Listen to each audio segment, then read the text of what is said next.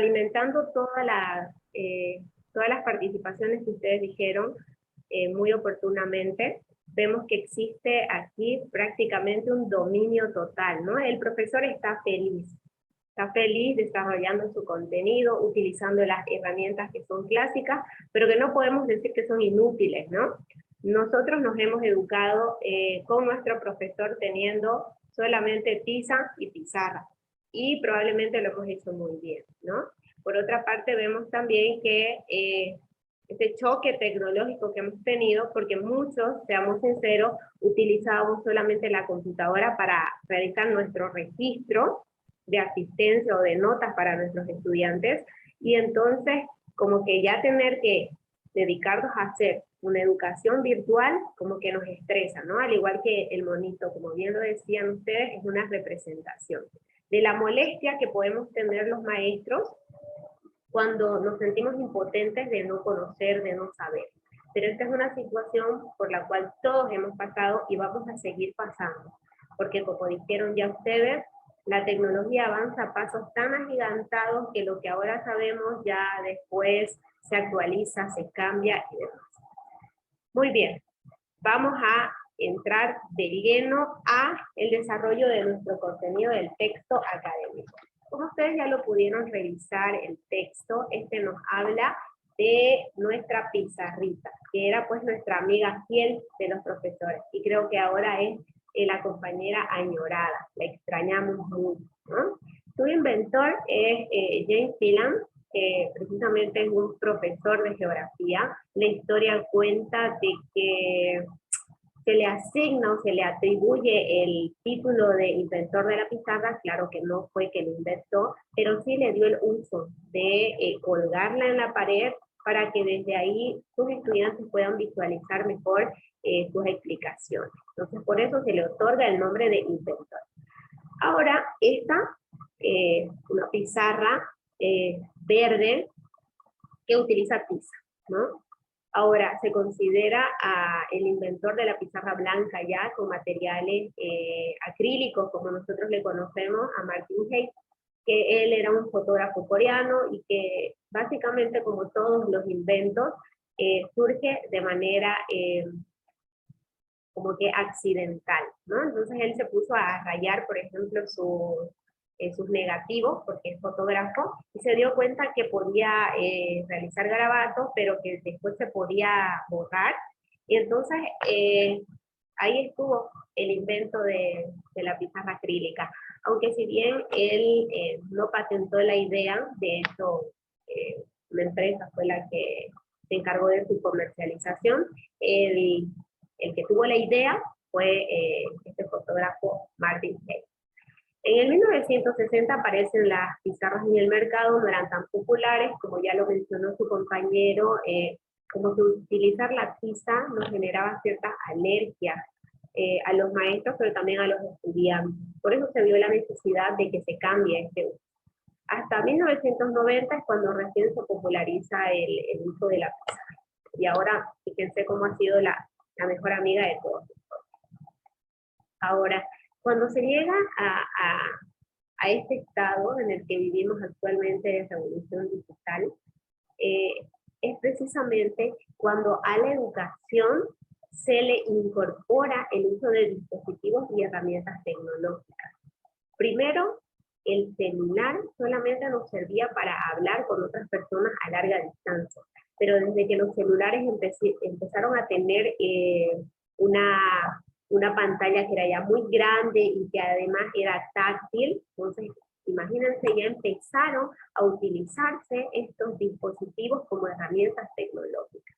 No se diga más que desde la llegada del internet empezaron a automatizarse los procesos. Si ustedes se fijan, antes cuando uno tenía una empresa registraba todo en el cuaderno, ¿no? Iba a la venta y uno decía, bueno, hoy compraron 1 kilo de arroz, y uno lo anotaba en su cuaderno, pero con la llegada del internet y los software, entonces ya la gente empezó a trabajar su sistema de datos en la computadora. Ya esto se le llama la automatización de los procesos. Algo que es nuevo todavía para nosotros son el almacenaje de los datos en la nube y el trabajo colaborativo que en la actualidad se está desarrollando a partir de las herramientas de Google.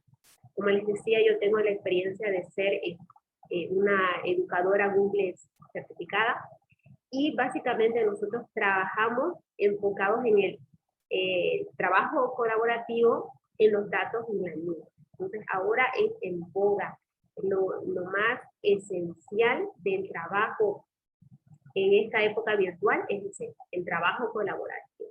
¿Por qué? Porque todas estas herramientas tecnológicas nos han permitido que nosotros compartamos la información.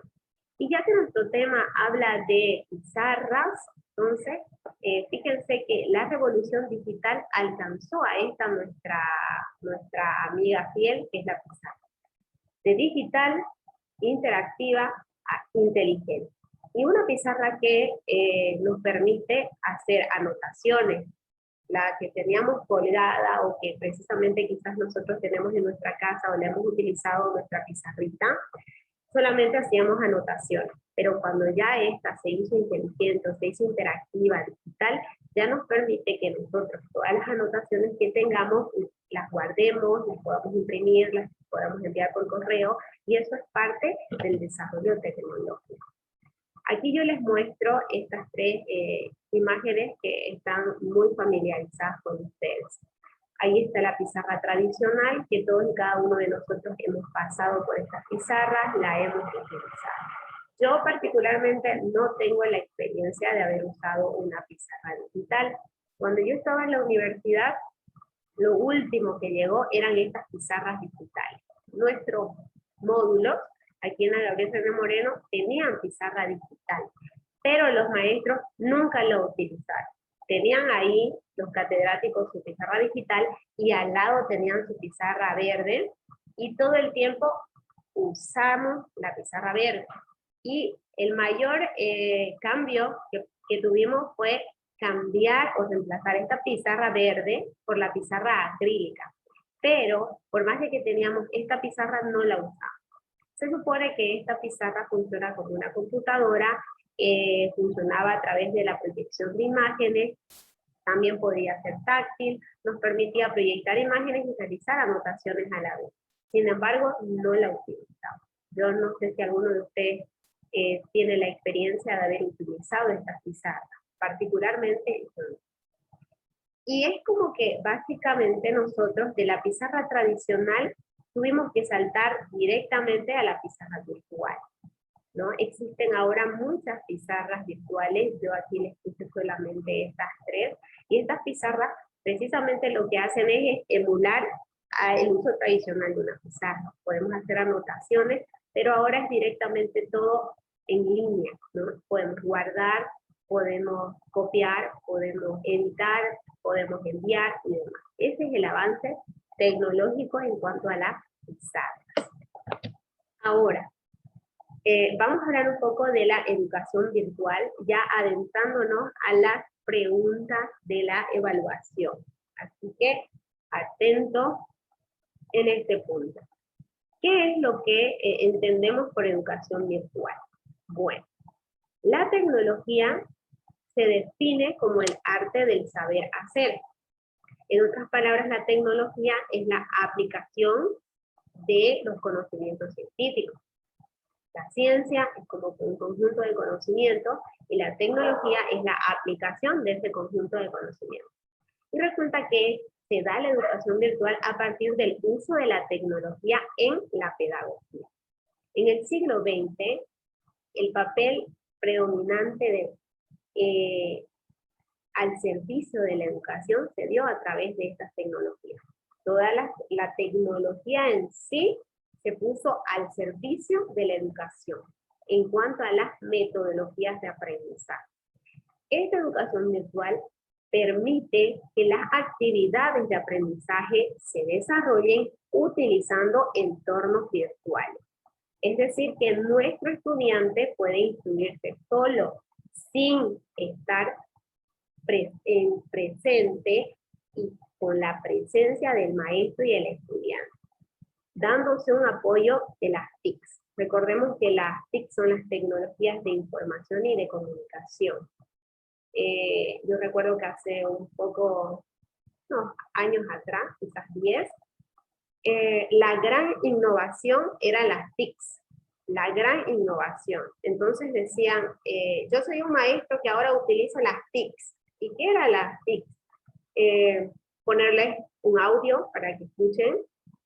Por ejemplo, nuestra maestra de inglés nos ponía, no sé, un cassette o un CD en donde podíamos escuchar cómo se pronunciaba.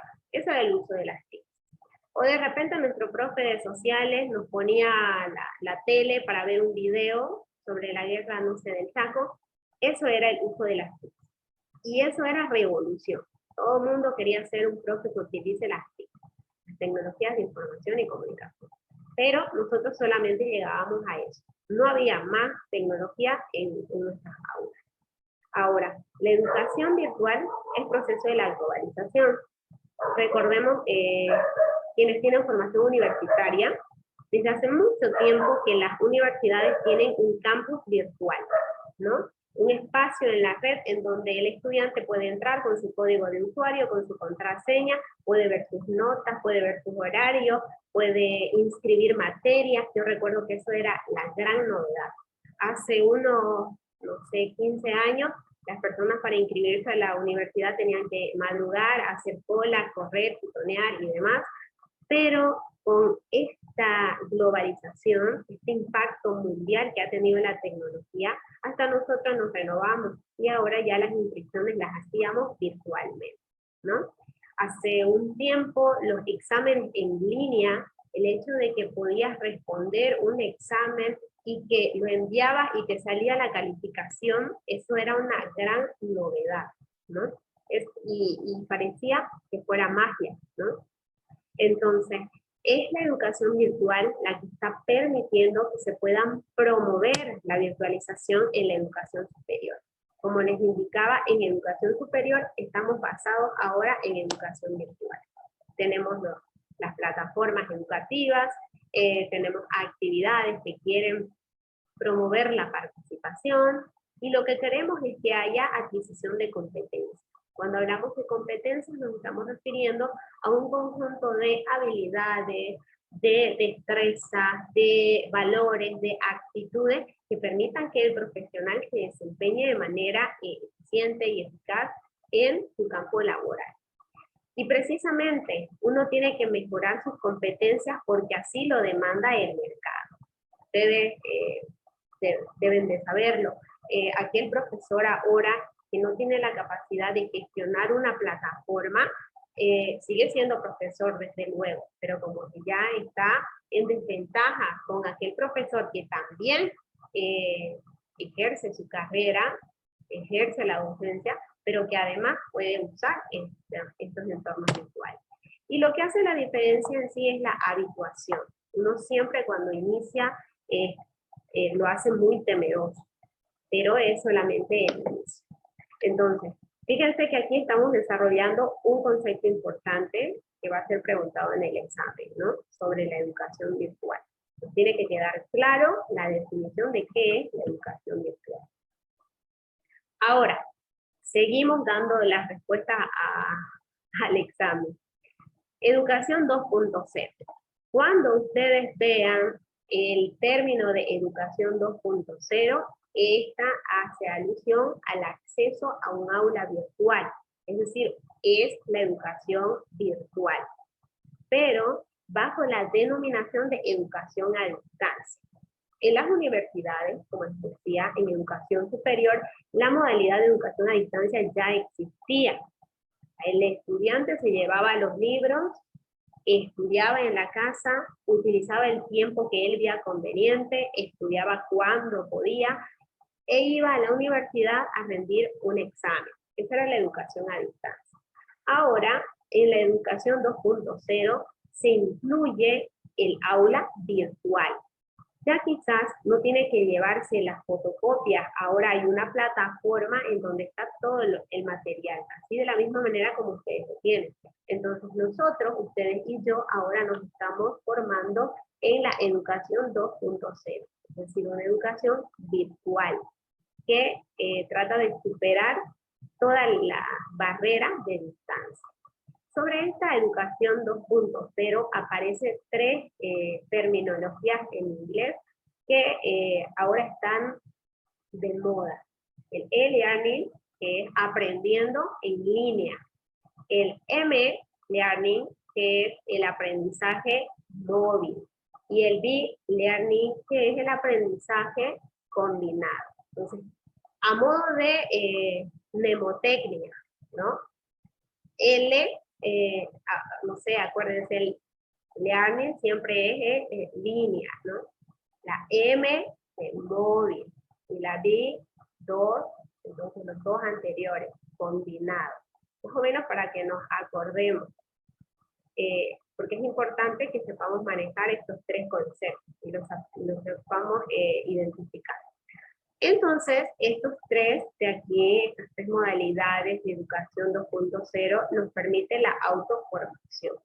Como ustedes, por ejemplo, tienen en la plataforma su material, muchos de ustedes ya leyeron el material, ya lo saben, muchos ya hasta participaron en el foro, otros estaban animados ya hasta dar el examen.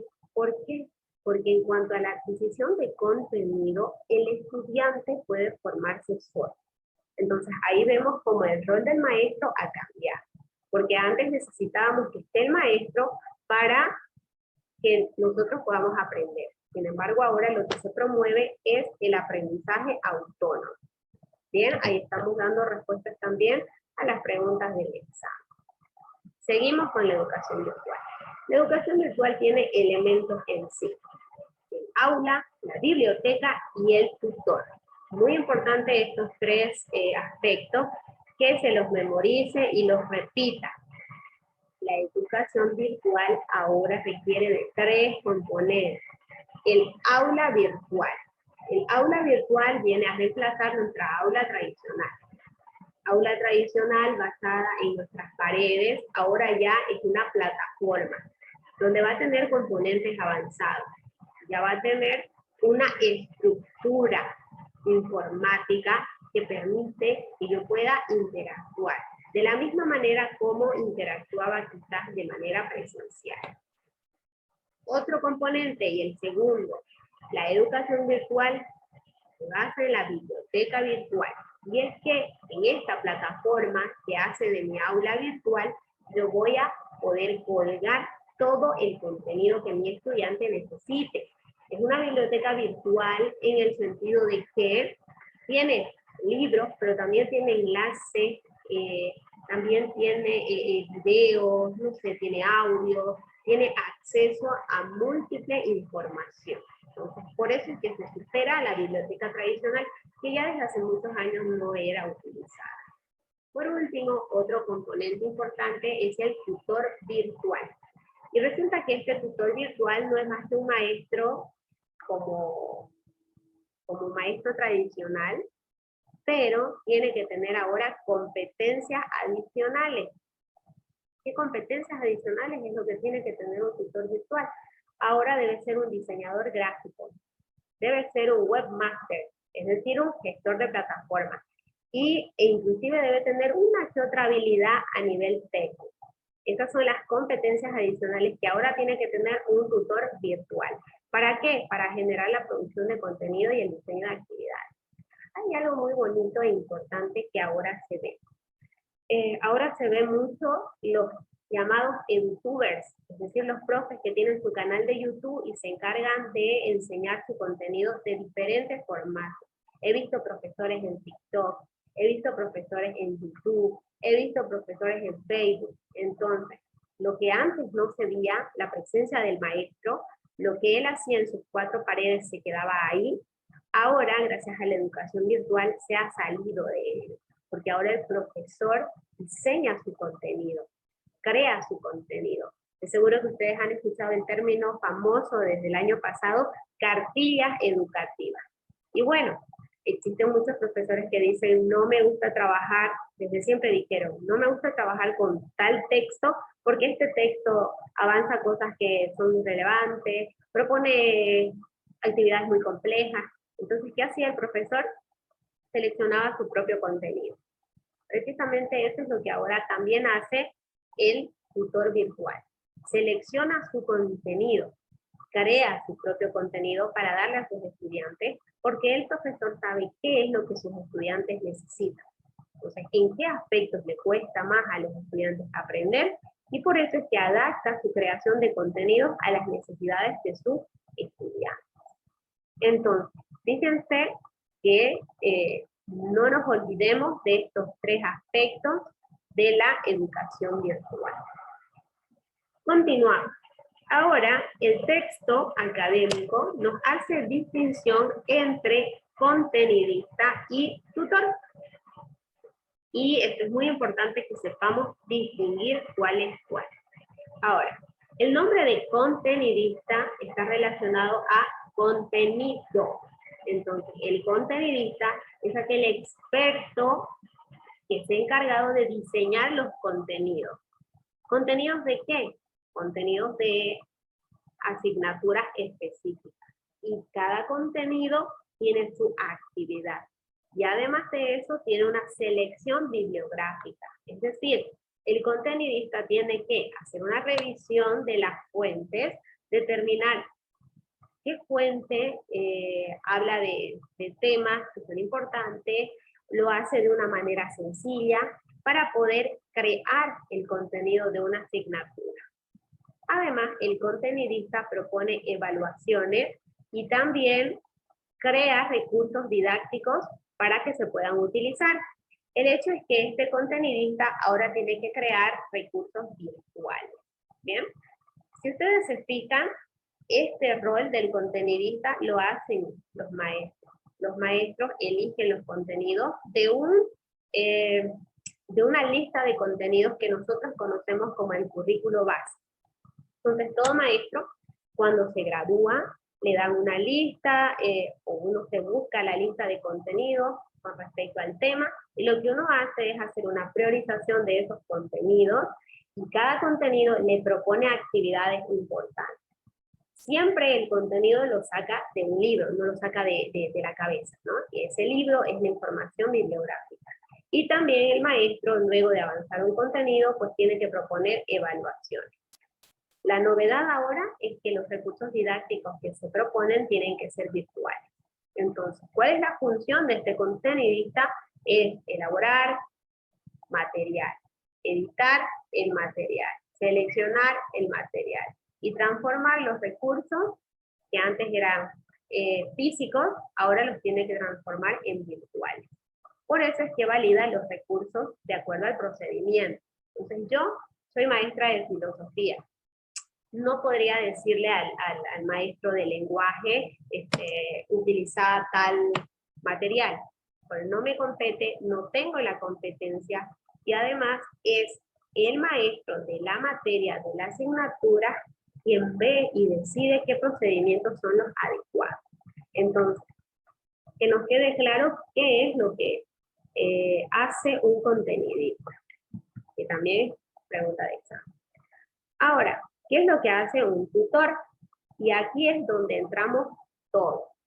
Ustedes y yo estamos ahora siendo tutores, ¿no? ¿Qué es lo que hace el tutor? Bueno, pues el tutor va más allá ya de nuestra función clásica como maestro. El maestro antes era el que generaba el contenido, ¿no? El maestro era el que daba la información. El maestro era el que daba la explicación. El maestro era el que llegaba con todo el conocimiento y lo repartía a sus estudiantes. En la medida que el estudiante lo atendía, iba a poder reproducir todo lo que el profesor le decía. Ahora ya no existe más eso de ser profesor, el proporcionador de conocimiento. Ahora estamos para guiar, para orientar y para evaluar. Entonces, es necesario que el tutor use metodología de la enseñanza. Esto es importante y creo que eso es lo que distingue al maestro de cualquier otro profesional que también se dedique a la enseñanza. Porque muchos profesionales pueden dominar su contenido, pero no dominan metodologías de enseñanza. Entonces, Un tutor puede o no participar en el diseño de elementos curriculares. Por ejemplo, nosotros los profesores como tutores no hemos participado en el diseño de elementos curriculares. Nosotros no hemos elegido, qué sé yo, los ejes articuladores, no lo hemos puesto nosotros. De hecho, ni siquiera la división de los momentos metodológicos del saber hacer y decir, no lo hemos puesto nosotros. Entonces, nosotros como tutores, si bien podemos, no siempre nos encargamos del diseño curricular, ¿ya?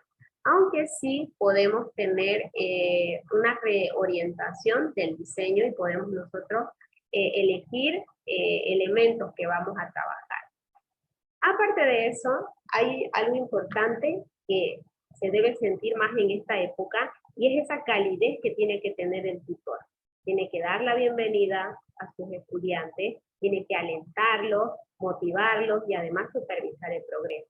Lo difícil de la educación virtual es darle espacio para que el estudiante participe, porque seguramente hemos visto en los memes que el maestro está como en sesión de espiritismo, ¿no? Fulanito, estás ahí, sutanito, ¿me escuchas?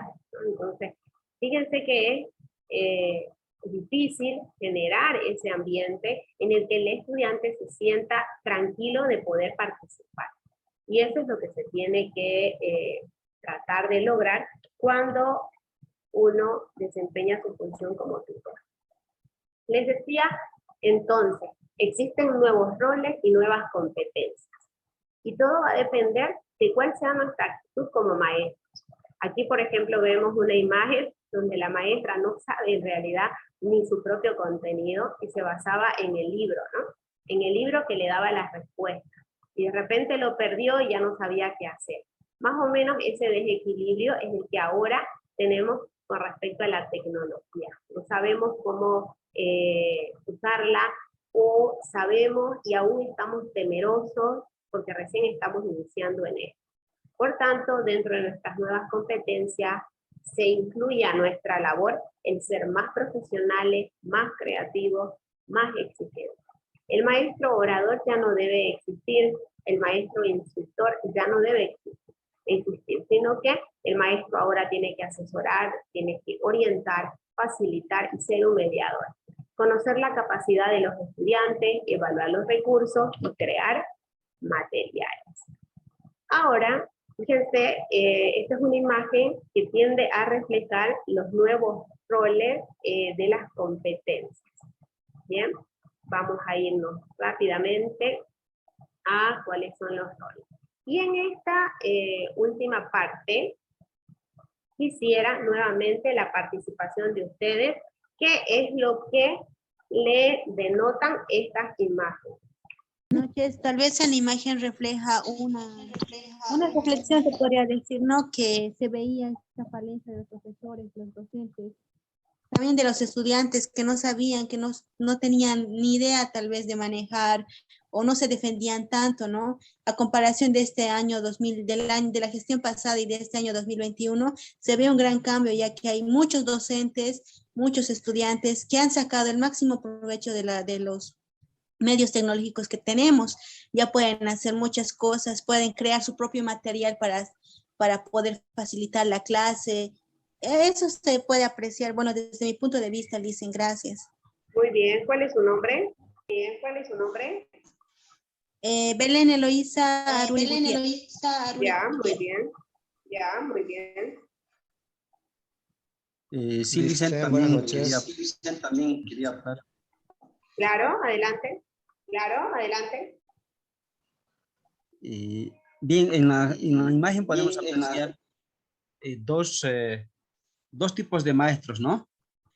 En el que quizás antes no manejábamos la tecnología y ahora que lo estamos aprendiendo, pues hay un cambio rotundo, tanto en estudiantes como en maestros, ¿ya?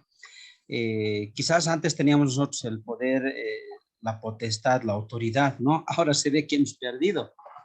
Entonces, ¿por qué? Porque las tecnologías hacen de que los jóvenes tengan más acceso a la información información y al manejo de estos recursos. En cambio, nosotros estamos aprendiendo y eso creo que nos ha quitado la autoridad. No creo el conocimiento, pero sí la forma de impartir nuestros conocimientos, ¿no? Entonces, ahí podemos apreciar esos dos aspectos, Lizy.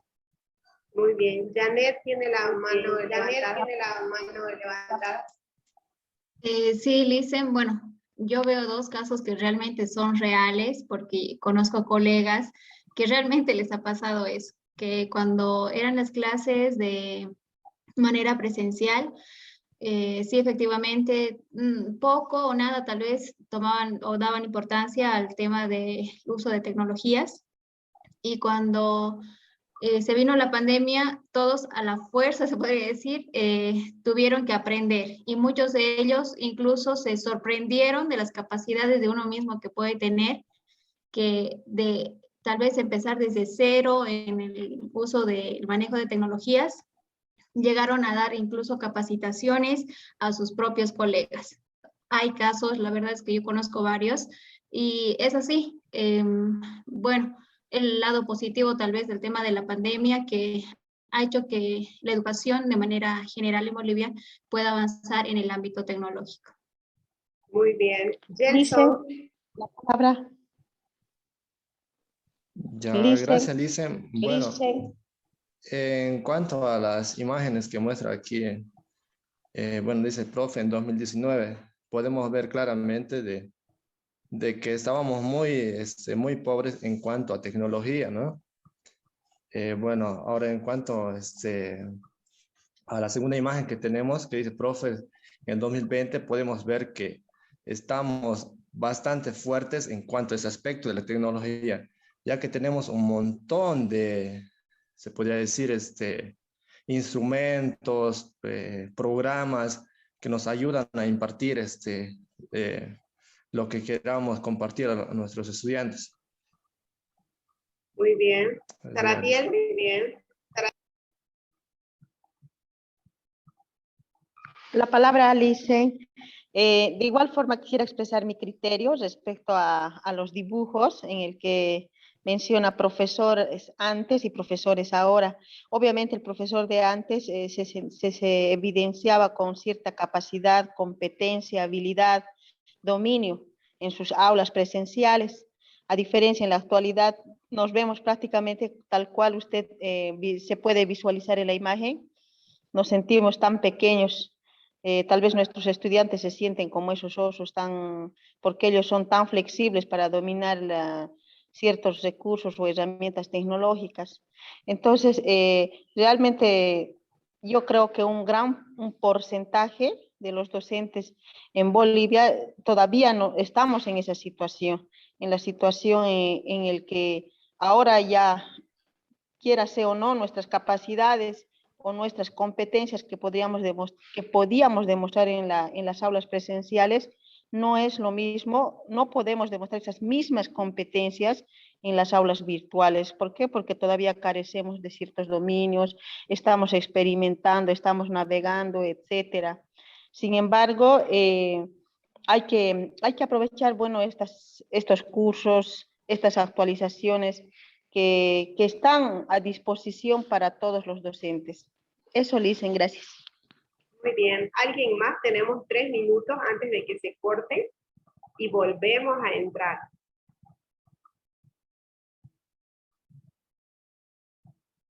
¿Quién más quisiera participar? Por ejemplo, en esta, cuenta la leyenda de que los profes antes eran estudiantes, o profesores antes, guarden silencio, y ahora, por favor chicos, digan algo.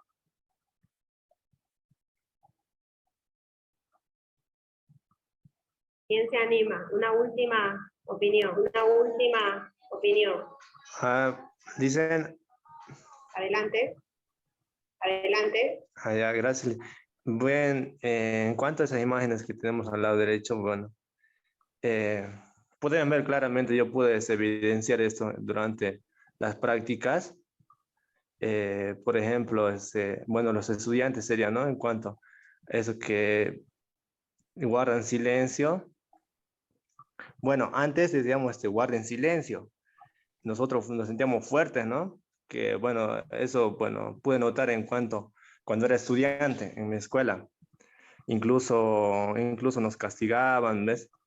Pero ahora, como dije, en las prácticas pude ver tenemos que estar pidiendo por favor a los estudiantes que puedan participar, que digan algo. Bueno, eso lo entiendo, Liz. Muy bien, y es real, ¿no? Es muy difícil, como les decía, generar un ambiente de participación cuando lo que mejor uno hace es desvincularse, ¿no? Que ahí esté, que hable, mientras que yo me doy una vuelta, mientras que yo, no sé, estoy desayunando. A mí varios de mis estudiantes, pero eso no puede esperar la tarea, es que cuando tú estabas explicando yo estaba desayunando, ¿no? Hay otros casos donde, profe, no le voy a presentar la tarea porque no estoy en mi casa, estoy en el cine. O sea, son anécdotas que son reales, ¿no? Es lo que hablábamos con mis colegas. Quizás es muy difícil la educación virtual porque depende del trabajo individual, del esfuerzo que cada uno le ponga, ¿no? Y parece que no estamos acostumbrados a gestionar nuestra propia capacidad de aprendizaje que nosotros tenemos, ¿no? Tanto maestros y estudiantes, yo creo que aunque llegue la tecnología y aunque el estudiante sea capísimo para la tecnología, yo creo que no supera a su maestro. El maestro tiene que estar armado de tantas armas que no solamente sean las tecnológicas, ¿no? Sino que de la capacidad que permite que siempre esté en superioridad hablando de manejo conceptual, ¿no? Muy bien, se va a terminar la sesión. Volvemos a ingresar, por favor.